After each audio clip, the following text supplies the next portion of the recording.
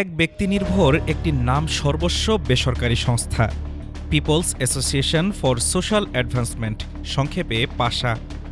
হবিগঞ্জের চুনারুঘাট উপজেলার বড়মপুর গ্রামের একটি একতলা বাড়ি। বাইরে শুধু একটি সাইনবোর্ড, ভেতরে কোনো অফিস নয়। এটি আসলে সংস্থাটির নির্বাহী পরিচালক সৈয়দ হুমায়ুন কবিরের নিজ বাসা। লোকবল বলতে তিনিই একমাত্র ব্যক্তি। কিন্তু এই এক ব্যক্তি নির্ভর সংস্থায় আসন্ন ত্রয়োদশ জাতীয় সংসদ নির্বাচন ও গণভোটে দিচ্ছে 10,000-এর বেশি নির্বাচন পর্যবেক্ষক। নির্বাচন কমিশনের দেওয়া তথ্য অনুযায়ী এবারের সংসদ নির্বাচন ও গণভোট পর্যবেক্ষণে অনুমতি পেয়েছে 81টি দেশি সংস্থার মোট 55,454 জন পর্যবেক্ষক।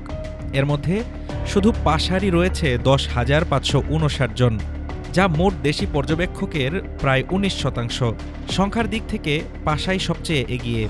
দ্বিতীয় সর্বোচ্চ সংখ্যক পর্যবেক্ষক দিয়েছে কার্ড নামের একটি সংস্থা, 3,561 জন। অন্য কোনো সংস্থা পাশার ধারে কাছেও নেই।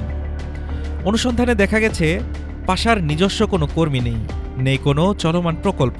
তারপরও নির্বাচন কমিশন তাদের 127টি সংসদীয় আসনে পর্যবেক্ষণের অনুমোদন দিয়েছে।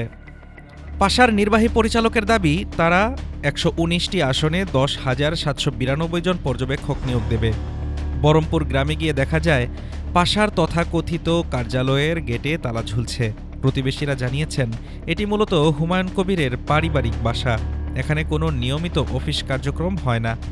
স্থানীয় ব্যবসায়ী ও বাসিন্দাদের অনেকেই বলেন পাশা কি কাজ করে তা তারা জানেন না, শুধু সাইনবোর্ড দেখেছেন।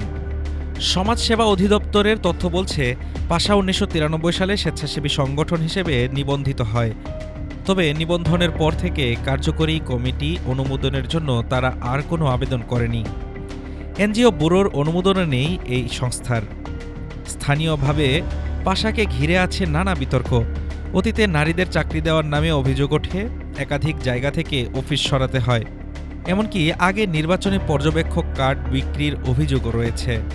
এবারের নির্বাচনে পাশার উপস্থিতি সবচেয়ে বেশি দেখা যাচ্ছে সিলেট বিভাগ, উত্তরাঞ্চল এবং কয়েকটি নির্দিষ্ট জেলায়। মৌলভীবাজারের 4টি আসনেই সর্বোচ্চ সংখ্যক পর্যবেক্ষক পাশার। কোনো আসনে শতাধিক পর্যবেক্ষক শুধু পাশারই। নির্বাচন কমিশন বলছে প্রয়োজনীয় শর্ত পূরণ করেই সংস্থাগুলো অনুমোদন পেয়েছে। তাদের দেওয়া পরিকল্পনায় কোনো ব্যত্যয় চোখে পড়েনি। তবে সুশাসনের জন্য নাগরিক বা সুজন বলছে এতে স্পষ্ট হচ্ছে যাচাই বাছাইয়ের ঘাটতি ছিল।